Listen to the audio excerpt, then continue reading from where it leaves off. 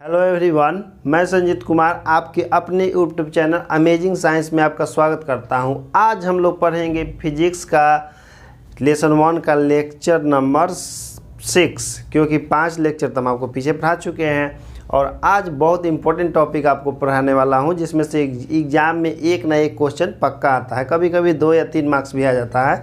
तो चलिए आज का हम लोग टॉपिक स्टार्ट करते हैं। देखिए, आज का पहला टॉपिक हम एक नोट से स्टार्ट करते हैं। नोट मतलब ये वाला नोट नहीं, ये इससे बड़ा वाला नोट है, क्योंकि एग्ज़ाम में आ गया तो इससे बहुत ज़्यादा मायने रखता है। ये सब कोई नोट मायने नहीं रखता है।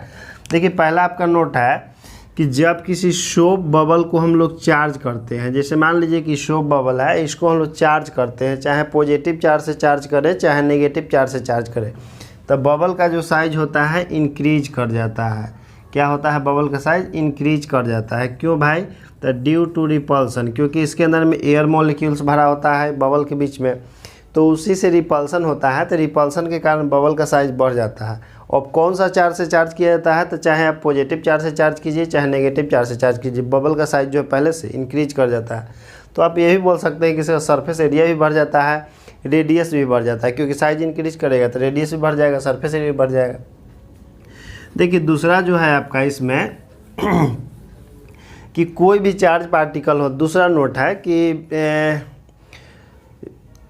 कोई भी चार्ज पार्टिकल होता है तो चार्ज पार्टिकल जो है बिना मास के एग्जिस्ट नहीं करता है।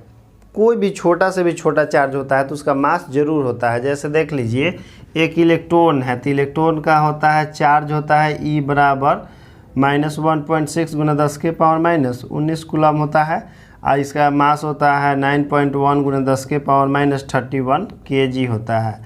उसी प्रकार देखिए, प्रोटॉन का होता है चार्ज, तो इसका प्रोटॉन को होता है E बराबर +1.6 गुना 10 के पावर -19 कूलम, और इस पर देखिए इसका मास होता है MP बराबर 1.673 गुना 10 के पावर -20 से 27 kg। उसी प्रकार देखिए, न्यूट्रॉन होता है तो न्यूट्रॉन पर चार्ज का जो वैल्यू होता है 0 होता है। हम लोग जानते हैं कि न्यूट्रॉन पर चार्ज का वैल्यू 0 होता है। चार्ज को हम लोग Q से लिखते हैं। न्यूट्रॉन का चार्ज कितना है? 0 है, लेकिन इसका मास होता है देखिए Mn बराबर 1.675 गुना 10 के पावर -27 kg। मैं क्या बता रहा हूँ आपको कि कोई भी चार्ज पार्टिकल जो है बिना मास के एग्जिस्ट नहीं करता है, लेकिन ऐसा पॉसिबल है कि मास जो है बिना चार्ज के एग्जिस्ट कर सकता है। मास से बिना चार्ज के एग्जिस्ट करता है, लेकिन चार्ज जो है बिना मास के एग्जिस्ट नहीं करता है। जैसे कि देख लीजिए, इलेक्ट्रॉन सबसे छोटा पार्टिकल है और इसका देखिए चार्ज है और मास भी है। प्रोटॉन है, इसका चार्ज भी है मास भी है, लेकिन देखिए वही न्यूट्रॉन है तो न्यूट्रॉन का मास है लेकिन इस पर चार्ज का वैल्यू 0 है। यानी कि हम लोग कह सकते हैं कि charge can not exist without mass, but mass can be exist without charge. यानी कि चार्ज जो है बिना मास के एग्जिस्ट नहीं कर सकता है, लेकिन मास बिना चार्ज के एग्जिस्ट कर सकता है। एग्जाम्पल आपके सामने है। इसके बाद देखिए, हम लोग अगला टॉपिक पढ़ेंगे, इसमें properties of charge. Properties of charge देखिए, इसमें हम लोग को प्रॉपर्टी ऑफ चार्ज मेनली 11 को पढ़ना है, 10-11 को कम से कम, जिसमें से एग्जाम में हर बार कम से कम 1 या 2 को पूछ ही देता है। तो देखिए, पहला चार्ज का प्रॉपर्टी होता है कि similar charges repel each other. जो सेम चार्ज होता है वो एक दूसरे को हमेशा रिपेल करता है। क्यों रिपेल करता है भाई सेम चार्ज एक दूसरे को? तो इसका आंसर आप दीजिएगा, उसके बाद तो इसका आंसर हम बताएंगे यदि आप आंसर इसका सही नहीं दे पाए तो चलिए, पहला प्रॉपर्टी क्या है कि similar charges repel each other. जैसे देखिए, मान लीजिए कि यहाँ कोई है, हम ले लिए हैं कोई एगो सरफेस, वहाँ पर क्या कर रहे हैं कि 2 को चार्ज को यहाँ से एक ही जगह से धागा से बांध करके लटका दे रहे हैं। ये भी पॉजिटिव चार्ज है, ये भी पॉजिटिव चार्ज है, तो दोनों क्या करता है कि एक दूसरे को रिपेल कर देता है। इस प्रकार से दोनों को हम सामने ही लटकाए थे, लेकिन दोनों एक दूसरे को रिपेल कर देता है। तो सेम चार्ज एक दूसरे को रिपेल करता है। उसी प्रकार से देखिए, और डायग्राम बना लीजिएगा आप यहाँ पर कि यहाँ पर 2 नेगेटिव चार्ज है, एक यहाँ और एक यहाँ, दोनों को एक ही पॉइंट से लटकाया गया है, तो ये भी एक दूसरे को रिपेल कर देता है। ये वाला रिपेल करेगा इसको इधर की ओर और ये वाला रिपेल करता है इधर की ओर। उसी प्रकार से ये दोनों एक दूसरे को रिपेल करेगा इधर की ओर और ये वाला इधर की ओर रिपेल करता है। तो पहला प्रॉपर्टी समझ गए कि लाइक चार्ज जो है एक दूसरे को रिपेल करता है। चलिए, दूसरा प्रॉपर्टी देखिए। दूसरा प्रॉपर्टी होता है कि unlike charges attract each other, जो डिसिमिलर चार्ज होते हैं जैसे एक पॉजिटिव चार्ज और एक नेगेटिव चार्ज हमेशा एक दूसरे को क्या करते हैं, अट्रैक्ट करते हैं। तो देखिए उसका भी हम डायग्राम बना देते हैं कि आखिर कैसे अट्रैक्ट करते हैं। तो देखिए जैसे मान लीजिए कि यहाँ पर एक हम लाइन खींच देते हैं, पहले यहाँ पर मतलब बांध के लटकाए हैं दूगों के, और यहाँ से देखिए घिंचा करके ऐसे आ जाता है, और ये वाला आपका घिंचा करके ऐसे आ जाएगा, दोनों एक दूसरे के नज़दीक आ जाता है ड्यू टू क्या भाई, तो ड्यू टू अट्रैक्शन। ठीक, लिए सामने यहाँ से हम लटकाए थे, इसको भी यहाँ से लटकाए थे। तो जो अनलाइक चार्जेस होते हैं यानी कि डिसिमिलर चार्ज, वो हमेशा एक दूसरे को अट्रैक्ट करते हैं। अब इसका आंसर आप बताने की कोशिश कीजिएगा कि आखिर अनलाइक चार्जेस एक दूसरे को अट्रैक्ट क्यों करते हैं। और यदि आप नहीं बताइएगा तो हो सकता है कि हम अगला वीडियो में या किसी दिन बता देंगे, लेकिन आप कम से कम कोशिश कीजिएगा, क्योंकि आप साइंस के स्टूडेंट हैं, साइंस पढ़ रहे हैं। तो साइंस पढ़ रहे हैं तो कुछ आंसर तो आपको सोचना पड़ेगा। ठीक, ज़रूर सोचना पड़ेगा, क्योंकि सब तो हम आपको बताएंगे, लेकिन पहले आप अपने ऊपर थोड़ा लोड दीजिए, थोड़ा बहुत, ज़्यादा नहीं। दिमाग का यदि विकास करना है अपना तो थोड़ा बहुत आपको लोड देना पड़ेगा। यदि दिमाग का विकास नहीं करना चाहते हैं तो सब हम आपको पढ़ा देंगे, उसमें क्या दिक्कत है, हमको कोई दिक्कत नहीं है। लेकिन हम चाहते हैं कि मेरा छात्र जो दिमाग पर थोड़ा लोड ले और थोड़ा अपने बुद्धि का विकास करे। तो दो प्रॉपर्टी तो हम आपको पढ़ा दिए। तीसरा प्रॉपर्टी जो है कि चार्ज जो होते हैं एडेटिव होते हैं। बोल सकते हैं कि चार्जेस आर एडेटिव। कैसे, तो देखिए जैसे मान लीजिए कि यह एक सिस्टम है और इस सिस्टम में अलग अलग पॉइंट पर अलग अलग चार्ज है। जैसे यहाँ मान लीजिए Q1 है, यहाँ पर मान लीजिए Q2 है, यहाँ पर मान लीजिए कितना है Q3 है, यहाँ पर मान लीजिए कि Q4 है। तो इस सिस्टम में टोटल चार्ज कितना है भाई, तो सब को जोड़ दीजिए, सब का जो सम आएगा वही सिस्टम का टोटल चार्ज होगा, Q1 plus Q2 plus Q3 plus Q4। तो हम लोग बोल सकते हैं कि चार्जेस आर एडेटिव, मतलब चार्ज को जोड़ा जा सकता है किसी सिस्टम में यदि मोर देन वन चार्जेस हो तो। और चौथा प्रॉपर्टी देखिए क्या होता है कि चार्जेस आर कंजर्व्ड। हम क्या बोल रहे हैं, चार्जेस आर कंजर्व्ड। चार्जेस जो होते हैं हमेशा कंजर्व्ड होते हैं। कैसे भाई, तो इसके पीछे वाला जो लेक्चर नंबर 4 है उसमें हम आपको बताए थे कि जो चार्ज जो होता है ना तो क्रिएट किया जा सकता है, ना ही उसको डिस्ट्रॉय किया जा सकता है। उसको केवल एक ऑब्जेक्ट से दूसरा ऑब्जेक्ट में ट्रांसफ़र कर सकते हैं, लेकिन किसी भी सिस्टम का टोटल चार्ज हमेशा कंजर्व रहता है। तो इसका यदि पूरा आप एग्जाम्पल देखना चाहते हैं तो जा करके वीडियो का लेक्चर नंबर 4 देख लीजिए, वहाँ से आपका कंप्लीट हो जाएगा, क्योंकि वहाँ मैंने पूरा डिटेल में बताया आपको। तो ये तो जान गए कि चार्जेस कंजर्व किस प्रकार से होते हैं। तो चलिए उसके बाद होता है प्रॉपर्टी नंबर 5 है कि चार्जेस आर क्वांटाइज्ड। चार्ज जो होता है क्वांटाइज्ड होता है। क्या बोल रहे हैं, चार्जेस आर क्वांटाइज्ड। इसका मतलब क्या होता है कि जैसे देखिए मान लीजिए कि एक ऑब्जेक्ट A है और एक ऑब्जेक्ट B है, और ऑब्जेक्ट A से ऑब्जेक्ट B में चार्ज ट्रांसफ़र हो रहा है। तो चार्ज जो ट्रांसफ़र होता है वो इलेक्ट्रॉन के मल्टीपल के फॉर्म में ट्रांसफ़र होता है, क्योंकि नेचर में सबसे स्मॉलेस्ट और स्टेबल चार्ज जो है एक इलेक्ट्रॉन का चार्ज होता है, और नेचर में उससे कोई स्टेबल और स्मॉलेस्ट चार्ज पॉसिबल नहीं है। तो सबसे छोटा चार्ज आपका किसका होता है, इलेक्ट्रॉन का चार्ज होता है। और किसी भी एक ऑब्जेक्ट से दूसरे ऑब्जेक्ट में जो इलेक्ट्रॉन ट्रांसफ़र होता है उसे यानी कि चार्ज ट्रांसफ़र होता है, तो इलेक्ट्रॉन के फॉर्म में ट्रांसफ़र होता है। तो हम लोग कह सकते हैं जैसे मान लीजिए कि एक इलेक्ट्रॉन इसमें से इसमें गया, इस एक ऑब्जेक्ट ए में से इसमें गया इलेक्ट्रॉन एगो, तो कितना चार्ज गया भाई, तो हम लोग लिखेंगे ई का वैल्यू कितना होगा, तो 1.6 × 10⁻⁻19 कूलम होगा। मान लीजिए कि 2 इलेक्ट्रॉन इससे इसमें चला गया तो कितना चार्ज गया भाई, तो हम लोग लिखेंगे 2E लिखेंगे, तो होगा 2 गुना में 1.6 × 10⁻⁻19 कूलम। इस प्रकार से देखिए मान लीजिए कि इसमें से 3 इलेक्ट्रॉन चला गया उसमें, तो चार्ज कितना गया भाई, तो 3 गुना 1.6 × 10⁻⁻19 कूलम। यानी कि हम कह सकते हैं अब यदि n गो इलेक्ट्रॉन जाएगा तो कितना चार्ज हो जाएगा, तो n × E हो जाएगा।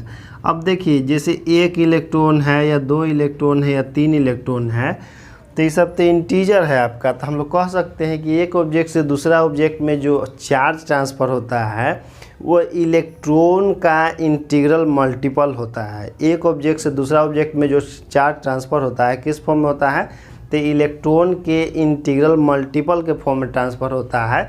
इसी को हम लोग कहते हैं क्वांटाइजेशन ऑफ चार्ज। और क्वांटाइजेशन ऑफ चार्ज को हम लिखते हैं Q is equal to plus minus N E. अब प्लस माइनस एन ई काहे लिखते हैं भाई? तो देखिए, जैसे मान लीजिए कि इस ऑब्जेक्ट में से n इलेक्ट्रॉन निकल करके इसमें चला गया, ठीक, तो n इलेक्ट्रॉन निकल के गया है, तो जिस ऑब्जेक्ट में जाता है उस पर माइनस नेगेटिव चार्ज प्रोड्यूस होता है। तो जिस ऑब्जेक्ट में जाएगा इलेक्ट्रॉन उस पर प्रोड्यूस चार्ज हो जाएगा माइनस एन ई, लेकिन जिस ऑब्जेक्ट से इलेक्ट्रॉन निकला है उस पर प्रोड्यूस चार्ज कितना होगा जी? तो इस पर हो जाएगा प्लस एन ई। तो इस प्रकार से जितना नेगेटिव चार्ज बी में प्रोड्यूस होगा उतना ही पॉजिटिव चार्ज ए में प्रोड्यूस होगा। तो उसी को हम लोग एक साथ मिला करके लिख देते हैं क्वांटाइजेशन ऑफ चार्ज को प्लस माइनस एन ई। लेकिन न्यूमेरिकल बनाते समय ध्यान रखिएगा कि जिसमें इलेक्ट्रॉन गया है यदि उस पर चार्ज निकालना होगा तो माइनस एन ई लेंगे, और जिससे इलेक्ट्रॉन निकला है यदि उस पर हमको चार्ज फाइंड करना होगा तो हम लोग क्या लेके चलेंगे? प्लस एन ई लेंगे। इसलिए हम लिखते हैं Q बराबर प्लस माइनस एन ई। अब इसमें n क्या होता है भाई? तो n होता है number of electron, n number of electron होता है, E जो है चार्ज ऑन इलेक्ट्रॉन होता है, एक इलेक्ट्रॉन पर चार्ज होता है, और Q होता है क्वांटाइज चार्ज। तो आप ये भी समझ गए होंगे। और याद रखिएगा कि किसी भी एक ऑब्जेक्ट से दूसरे ऑब्जेक्ट में जो चार्ज ट्रांसफ़र होता है तो इलेक्ट्रॉन के मल्टीपल के फॉर्म में ट्रांसफ़र होता है। कभी भी मत समझिएगा कि 1.5 इलेक्ट्रॉन गया होगा या 2.5 इलेक्ट्रॉन गया होगा, या तो 1 इलेक्ट्रॉन जाएगा, या तो 2 जाएगा, या तो 3 या तो 4 या तो 5 या तो 6 7 8 9 इस प्रकार जाएगा। कभी भी 1/2 इलेक्ट्रॉन नहीं जाएगा। ऐसा होता है कि 1 आदमी 1 2 तो हो सकता है, 2.5 1.5 ऐसा आदमी होता है कोई। उसी प्रकार से इलेक्ट्रॉन जो है 1 2 3 4 हो सकता है, 1.5 2.5 3.5 इलेक्ट्रॉन होगा। तो चार्ज इस फॉर्म में कभी भी ट्रांसफ़र नहीं होता है। जब भी ट्रांसफ़र होगा तो इस फॉर्म में ट्रांसफ़र होगा, E या 2E या 3E इस प्रकार से करके, ठीक। तो ये अभी आप समझ गए होंगे। तो चलिए इसके बाद देखिए 5 को प्रॉपर्टी अब देख लिए। अब देखिए प्रॉपर्टी नंबर 6 क्या होता है कि charges produce electric field, magnetic field and electromagnetic waves और रेडिएशन। हम क्या बोल रहे कि चार्ज क्या क्या प्रोड्यूस करता है? तो चार्ज आपका इलेक्ट्रिक फील्ड प्रोड्यूस करता है, फिर मैग्नेटिक फील्ड प्रोड्यूस करता है, और इलेक्ट्रोमैग्नेटिक रेडिएशन या वेव भी प्रोड्यूस करता है। तो आप कहिएगा कि सर कब इलेक्ट्रिक फील्ड प्रोड्यूस करता है, कब मैग्नेटिक फील्ड प्रोड्यूस करता है, और कब इलेक्ट्रोमैग्नेटिक रेडिएशन प्रोड्यूस करता है? तो चलिए उसके बारे में हम लोग जान जाते हैं। तो देखिए जैसे इसमें केस नंबर ABC 3 को लेकर चलना पड़ेगा। देखिए जब कोई चार्ज रेस्ट में होता है, क्या बोल रहे हैं? At rest. जब कोई चार्ज रेस्ट में होता है तो वो अपने अराउंड में केवल इलेक्ट्रिक फील्ड प्रोड्यूस करता है। पॉइंट नंबर ए है कि जब कोई चार्ज रेस्ट में होता है तो अपने अराउंड में क्या होता है? प्रोड्यूस करता है, तो ओनली इलेक्ट्रिक फील्ड है। इलेक्ट्रिक फील्ड को हम लोग किससे लिखते हैं? तो इलेक्ट्रिक फील्ड को हम लोग वेक्टर E से लिखते हैं, ठीक। तो समझ गए होंगे पहला कि जब भी कोई चार्ज रेस्ट में होता है तो वो अपने चारों ओर क्या प्रोड्यूस करता है? तो केवल इलेक्ट्रिक फील्ड प्रोड्यूस करता है। यानी कि बोल सकते हैं कि जब V बराबर 0, व्हेन V बराबर 0, तो ये क्या प्रोड्यूस करेगा? केवल इलेक्ट्रिक फील्ड प्रोड्यूस करेगा। अब देखिए दूसरा नंबर इसका पॉइंट है कि जब कोई चार्ज यूनिफॉर्म मोशन से गतिशील होता है, यानी कि यूनिफॉर्म मोशन में होता है, यानी कि उसका वेलोसिटी समय के साथ ना तो इंक्रीज कर रहा है ना ही वेलोसिटी उसका डिक्रीज कर रहा है। जैसे मान के चलिए कि 20 मीटर पर सेकेंड के वेलोसिटी से यदि मूव कर रहा है तो उसका 1 घंटा के बाद भी वेलोसिटी उतना ही है, उसका वेलोसिटी में कोई चेंजिंग नहीं आया है। तो जब किसी चार्ज का वेलोसिटी समय के साथ कांस्टेंट होता है, यानी कि बोल सकते हैं आप कि मूव कर रहा है लेकिन किस वेलोसिटी से? कांस्टेंट वेलोसिटी से। तो जब कोई चार्ज कांस्टेंट वेलोसिटी से मूव करता है तो अपने अराउंड में 2 चीज़ जनरेट करता है। क्या जनरेट करता है? तो एक तो इलेक्ट्रिक फील्ड जनरेट करता है जिसको E से लिखते हैं, और दूसरा मैग्नेटिक फील्ड जनरेट करता है जिसको B से लिखते हैं। तो क्या समझ गए कि जब भी कोई चार्ज पार्टिकल यूनिफॉर्म वेलोसिटी से चलता है, यानी कि कांस्टेंट वेलोसिटी से मूव करता है, तो अपने अराउंड में क्या प्रोड्यूस करता है जी? तो एक इलेक्ट्रिक फील्ड और एक मैग्नेटिक फील्ड। इलेक्ट्रिक फील्ड को वेक्टर E से लिखते हैं, मैग्नेटिक फील्ड को वेक्टर B से लिखते हैं। अब देखिए तीसरा नंबर जो है बहुत ख़तरनाक है भी है और इम्पोर्टेंट भी है इसका, लेकिन एग्जाम में तीनों में से कोई एक पक्का आपका पूछता है। देखिए C नंबर में क्या होता है कि जब कोई चार्ज पार्टिकल एक्सेलरेटेड मोशन से मोशन में होता है, क्या? एक्सेलरेटेड समय के साथ इसका वेलोसिटी या तो बढ़ेगा तो या तो घटेगा। जब कोई चार्ज एक्सेलरेटेड मोशन से गतिशील होता है यानी कि उसका वेलोसिटी या तो समय के साथ लगातार बढ़ रहा है या समय के साथ लगातार घट रहा है। तो जब भी कोई चार्ज पार्टिकल बहुत एक्सेलरेटेड मोशन से मोशन में होता है, अब एक्सेलरेटेड का मतलब ही मत समझिए केवल बढ़ना, एक्सेलरेटेड का मतलब होता है बढ़ना या घटना। लगातार बढ़ेगा तो भी एक्सेलरेटेड मोशन में आएगा और यदि लगातार उसका वेलोसिटी घटेगा तो भी एक्सेलरेटेड मोशन में आता है। तो वेलोसिटी जब उसका एक्सेलरेटेड होता है तो ये अपने अराउंड में 3 वो चीज़ प्रोड्यूस करता है। क्या क्या भाई? तो एक इलेक्ट्रिक फील्ड प्रोड्यूस करता है, एक मैग्नेटिक फील्ड प्रोड्यूस करता है जिसको बी से लिखते हैं, और एक जो है आपका इलेक्ट्रोमैग्नेटिक रेडिएशन। रेडिएशन को हम लोग क्या बोलते हैं? वेव भी बोलते हैं, ठीक ना। तो जब कोई चार्ज पार्टिकल एक्सेलरेटेड मोशन से गतिशील होता है तो अपने अराउंड में 3 वो चीज़ प्रोड्यूस करता है, इलेक्ट्रिक फील्ड, मैग्नेटिक फील्ड और इलेक्ट्रोमैग्नेटिक रेडिएशन या वेव्स भी बोल सकते हैं। यही रेडिएशन प्रोड्यूस करता है चार्ज पार्टिकल जिससे हम लोग मोबाइल चलाते हैं, कंप्यूटर चलाते हैं, इंटरनेट चलाते हैं। ये सब चार्ज पार्टिकल का ही देन है जो आज हम लोग इंटरनेट चला रहे हैं। तो इसके बाद जो है हम लोग अगला वीडियो में पढ़ेंगे, क्योंकि वीडियो ज़्यादा लंबा हो जाता है तब मज़ा नहीं आता है। तो आज के लिए इतना ही दोस्तों। जय हिंद दोस्तों।